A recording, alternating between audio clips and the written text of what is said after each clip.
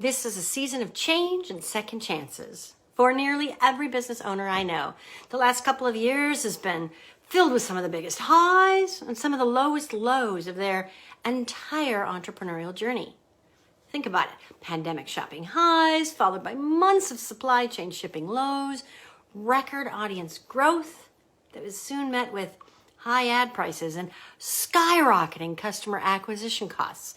Whatever your personal experience, a new year is here. Let's wipe it clean, because I'm a big believer that when things are in flux, it's time to embrace the new energy and new ideas. Hi, I'm Sue Kropbauer, and I've been an entrepreneur for most of my life in one way or another, and my passion is to help 30, 40, 50, and beyond somethings that have aspirations to be their own boss, to open their own business, and I try to help them avoid some of the pitfalls and potholes that I've stepped in and learned from over my past 25 years of experience. While the bell has already rung in on the new year, the world is once again dealing with another coronavirus surge. Which strain is it now? As companies across the country were announcing the initial stages of their return to work strategy, aka come back to the office, folks are quietly quitting or saying, no, I won't go, especially in light of the COVID uptick. So once again, businesses are scrambling to figure out how to quickly adapt this ever-changing business climate. Regardless of all these currents, what I'm finding is that everyone throughout the corporate ecosystem, from executives to employees to small business owners, are all feeling a level of uneasiness about this new year.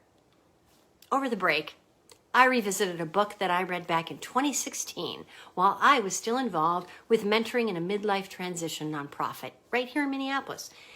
It's Emotional Agility, Get Unstuck, Embrace Change, and Thrive in Work and Life by psychologist Susan David. And in a nutshell, David writes that no matter how intelligent, resilient, or creative people are, when they ignore how situations or interactions make them feel, they miss opportunities to gain insight, getting hooked by thoughts and emotions and habits that prevent them from reaching their full potential.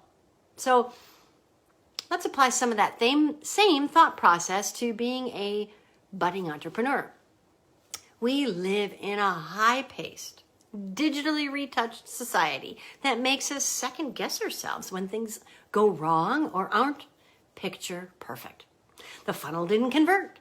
The ads didn't perform. The prospects didn't buy. Oh, they don't like me. And like many, you probably take all of that ownership on your own shoulders. Then the natural consequence is stuffing. Pushing these things aside and burying them deep and just push on. But let's face it, we'll think about that exact thought something like 30 or 40 times a minute. Psychology research tells us that the very thought we're trying not to think will often have a boomerang effect. Does this sound familiar? Try to think about chocolate cake. Oh, yum. Because you're on a diet, and yet you dream about it. So try not thinking about or navigating difficult situations in life and work, frankly, just doesn't, work. It bubbles back up through our cracks. As we are all facing another year, I know you, like me, may be lugging around a certain amount of fear and anxiety about the markets. Is a recession coming? Should I be still watching inflation? Should I launch this month? This year? How will this all impact my business? And am I ready? Oh my goodness, it's enough to make a person feel like they're standing on the plate glass floor of the 103rd floor of the Skydeck Chicago. Okay, for some of us, we still call it the Sears Tower. Butterflies turn into panic. But when I refocus that nervous energy and instead think, let me work on being excited. I'm feeling my worldview shift. I bet you felt that ramp of excitement too. Aspiring or early stage entrepreneurs of all kinds are recognizing that there must be a new way of doing business. As businesses once again begin to reimagine the new economy of the century ahead, the clarion call of the entrepreneur kicks in our gut for many folks. Does this sound familiar? You have a good business idea, but do you know if your business idea will actually succeed? Spoiler alert. What you need is a business litmus test. But Sue, where can I find a business litmus test? Well, I got you covered. You knew I had the answer for that, didn't you? Join my free workshop, Assess My Biz for Entrepreneurs, on January 21st. And learn what you need to do to start up or scale up a successful business. In just a few short hours, just less than 2, we're going to take a 36-point business viability assessment.